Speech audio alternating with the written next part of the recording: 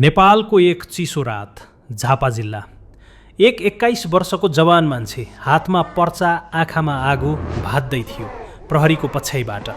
अँध्यारो गल्लीमा, उकालो ओह्रालोमा अचानक ऊ पक्राउ पर्यो। हातमा हतकडी लगाइयो, आँखा बाँधियो र भनियो, तिमीलाई थाहा छ यसको सजाय मृत्युदण्ड हुन सक्छ। तर त्यो मान्छे चुप लाग्यो, केही बोलेन, किनभने उसलाई थाहा थियो यो लडाईँ अझै सकिएको छैन। त्यो मान्छे 51 वर्षपछि नेपालको प्रधानमन्त्री बन्यो, तेस्रो पटक। कसले सोचेको थियो कि झापा जेलको एक बन्दी एक दिन सिंहदरबारको कुर्सीमा बस्ला। आज हामी त्यही कथा सुन्दैछौँ, पुरा कथा, जुन नेपालको कुनै स्कुलले पढाउँदैन, जुन कुनै न्युज च्यानलले खुलाएर भन्दैन, जुन कुनै सरकार चाहँदैन कि तिमीले जानौ। केपी शर्मा ओली नायक, खलनायक या नेपालको सबैभन्दा ठुलो राजनीतिक सर्भाइभर? अबको 12 मिनेटमा निर्णय तिमी आफै गर। हामी गर्न लागेका छौँ केपी शर्मा ओलीको पुरै जीवनको एक इमान्दार, निडर अनुसन्धान, फ्याक्टका आधारमा, प्रमाणका आधारमा, सत्यका आधारमा। यस डकुमेन्ट्रीमा हामी 3वटा कुरा खोल्नेछौँ जुन ओलीका आफ्नै पार्टीका धेरै मानिसलाई पनि थाहा छैन।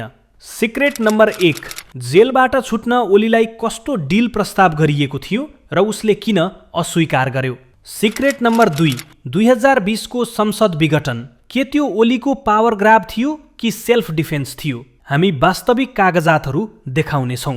सिक्रेट नम्बर 3, सबैभन्दा ठुलो, यो यस्तो रहस्य हो जसले ओलीलाई मन पराउने र नपराउने दुवैलाई झस्काउनेछ। अन्त्यमा खोल्नेछौँ, तर पहिले सुरु गरौँ सुरुबाट। तेह्रथुम 1952, एक गरिब घर, एक छोरो, सरकारी जागिर गर्ने बाउ, सामान्य परिवार, सामान्य जीवन, सामान्य सपना। तर त्यो छोरो आफ्नै दुनियाँमा थियो। सानै उमेरदेखि केपी स्कुल पुग्थ्यो, तर पढाइभन्दा बढी सोच थियो। उसले सोच्थ्यो, किन नेपालमा गरिबको बच्चा गरिब नै हुन्छ? किन सहरका र धनीका बच्चा मात्र पढ्न सक्छन्? किन पहाडको मान्छे काठमाडौँको मान्छेभन्दा धेरै गरिब हुन्छ?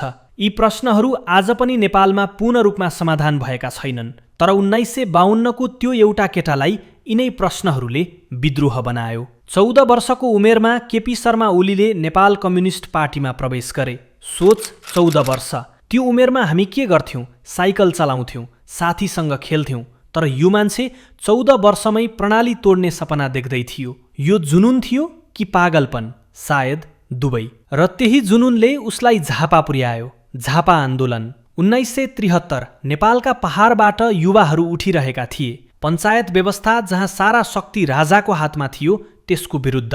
ती युवाहरूमा एक मान्छे थियो, केपी शर्मा ओली। उसले पर्चा बाँड्थ्यो, बैठक आयोजना गर्थ्यो, मानिसहरू जोड्थ्यो, मानिसहरू उठाउँथ्यो। र त्यसपछि त्यो रात आयो, प्रहरीको घेरा, भागदौड, पक्राउ, हतकडी, जेल। 14 वर्ष। झापा जेल। ओली 12 वर्ष काटाइसकेको थियो जेलमा। एक दिन एक पञ्चायत अफिसियल आयो। सन्देश थियो, आफ्नो आइडियोलोजी छोड, पञ्चायत सिस्टम सपोर्ट गर, माफी माग, आजै फ्री। ओलीले मानेन।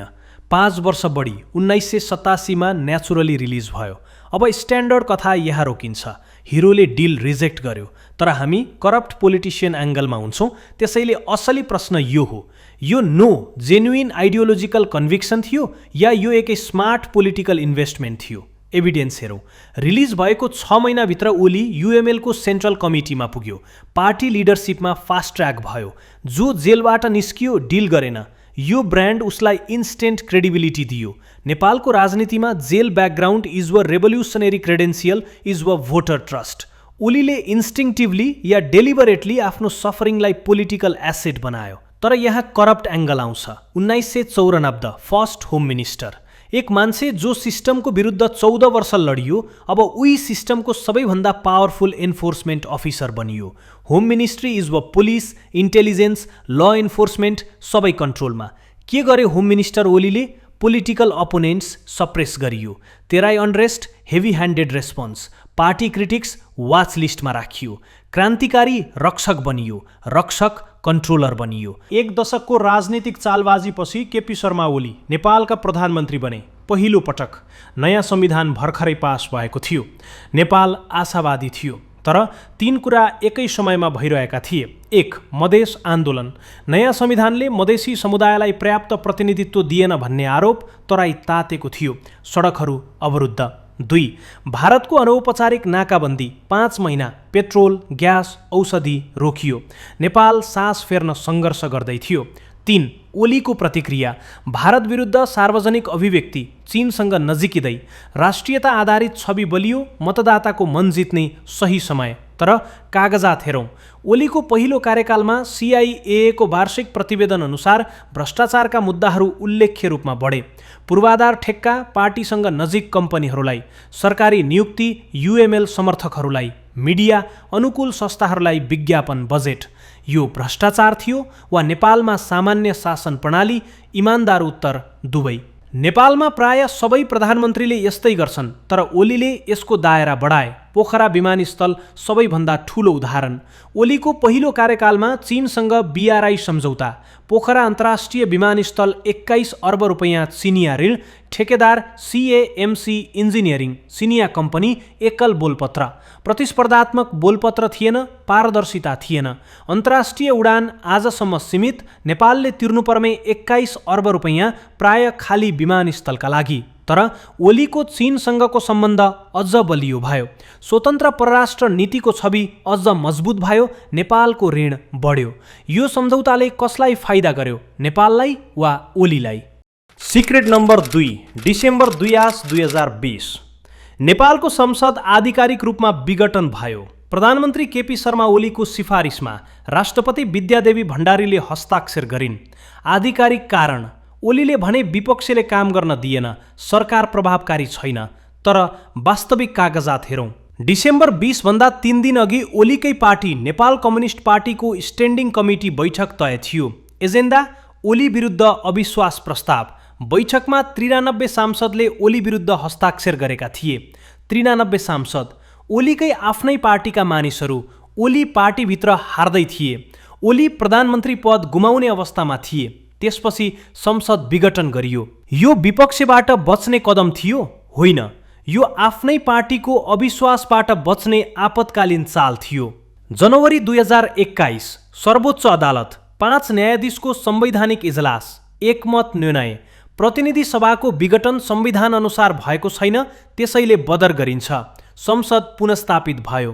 तर ओलीले राजीनामा दिएनन्, जवाफदेहिता लिएनन्, माफी मागेनन्। मे 21, 2021 ओलीले फेरि संसद विघटन गरे। सर्वोच्चले एकपटक असंवैधानिक भनिसकेको थियो। ओलीले सुनेनन्, फेरि त्यही काम। सर्वोच्चले फेरि भन्यो असंवैधानिक। नेपालको इतिहासमा कुनै प्रधानमन्त्रीले सर्वोच्च अदालतको संवैधानिक निर्णय 2 पटक बेवास्ता गरेको थियो? भएको थिएन। अब भ्रष्टाचारको कोण। सर्वोच्चको निर्णयमा एक स्पष्ट लाइन छ, प्रतिनिधि सभाको विघटन संविधान अनुसार भएको छैन र त्यसैले बदर गरिन्छ। सिधा स्पष्ट दस्तावेजमा। तर त्यही दिन निर्णय आएपछि ओलीले सार्वजनिक सभा गरे, भने यो राजनीतिक षड्यन्त्र हो, इस्टाब्लिसमेन्ट मेरो विरुद्ध छ। जनताले विश्वास गरे। यो नै नेपालको भ्रष्ट शासनको परिभाषा हो। सर्वोच्चले गलत भन्यो, फेरि त्यही काम गरियो, फेरि गलत भन्यो, भिक्टिम कार्ड खेलियो। जनताले विश्वास गरे। जवाफदेहिता शून्य, परिणाम शून्य, पाठ शून्य। सिक्रेट नम्बर 3, यो सिक्रेट व्यक्तिगत भ्रष्टाचारको कथा होइन, यो नेपालको पुरै सिस्टमको भ्रष्टाचारको कथा हो। सुरु गरौँ एउटा साधारण तथ्यबाट। KP शर्मा ओली नेपालको संविधान सभामा थिए। 2008 देखि 2015 7 वर्ष नयाँ संविधान बनाउने प्रक्रिया। ओली सक्रिय सहभागी थिए, बहसमा थिए, समितिहरूमा थिए, वार्तामा थिए। सेप्टेम्बर 2 2015 नेपालको नयाँ संविधान पारित भयो। ओलीले हात उठाएर समर्थन गरे। त्यही संविधान धारा 76 भन्छ प्रतिनिधि सभा विघटन भएमा 6 महिनाभित्र निर्वाचन हुनुपर्छ, स्पष्ट। तर त्यही धाराले विघटनका वैध आधारहरू पनि परिभाषित गरेको छ। सर्वोच्च अदालतले भन्यो ओलीको विघटन ती आधारभित्र पर्दैन। ओली आफ्नै बनाएको संविधानले रोकियो, फेरि पनि गरे, फेरि आफ्नै संविधानले रोक्यो। यो नेपालको शासन प्रणालीको सबैभन्दा ठूलो असफलता हो। एक व्यक्ति संविधान बनाउने प्रक्रियामा थियो, एक व्यक्ति त्यही संविधान 2 पटक उल्लङ्घन गर्यो, एक व्यक्ति त्यही संविधानको संरक्षणमा 3 पटक प्रधानमन्त्री बन्यो र कुनै परिणाम भएन। यो ओलीको कथा मात्र होइन, यो नेपालको एकाउन्टेबिलिटीको पूर्ण अभावको कथा हो। अब हेरौँ 2024मा के भयो। ओली जससँग 20 वर्ष लडे त्यही नेपाली कांग्रेससँग गठबन्धन गरे। कांग्रेस पुँजीवादी पार्टी भनेर ओलीले दशकौंसम्म आलोचना गरेका थिए। उही कांग्रेससँग तेस्रो पटक प्रधानमन्त्री बने। एक पत्रकारले सोध्यो, आइडियोलोजी चेन्ज भयो? ओलीको उत्तर, प्र्याक्टिकल पोलिटिक्स गर्नुपर्छ। प्र्याक्टिकल पोलिटिक्स अनुवाद गरौँ, जसले शक्ति दिन्छ त्यो गर्छु। आइडियोलोजी टुल हो, एलायन्स टुल हो, कन्स्टिट्युसन टुल हो, डेमोक्रेसी टुल हो, पावर गोल हो। र यो केवल ओलीको समस्या होइन। नेपालमा प्रचण्डले पनि यही गरे, नेपालमा देउवाले पनि यही गरे, नेपालमा ठूला नेताहरूले यही गर्छन्। किनकि नेपालको सिस्टमले यस्तै नेता उत्पादन गर्छ। एकाउन्टेबिलिटी मेकानिजम कमजोर छ, जुडिसियल इन्डिपेन्डेन्स प्रश्नमा छ, इलेक्टोरल सिस्टम कोलिसन डिपेन्डेन्ट छ, मिडिया ठूलो हदसम्म प्रभावित छ, CIA राजनीतिक प्रभावमा छ। यस्तो सिस्टममा चालाक भ्रष्ट नेता जित्छ, इमान्दार नेता 9 महिनामै हटाइन्छ। यही सिक्रेट नम्बर 3 हो। व्यक्तिगत भ्रष्ट नेता एक्सपोज गर्यौं भने एउटा व्यक्ति जान्छ, तर जुन सिस्टमले भ्रष्ट नेता उत्पादन गर्छ त्यो सिस्टम एक्सपोज नगरेसम्म नयाँ ओली आउँछ।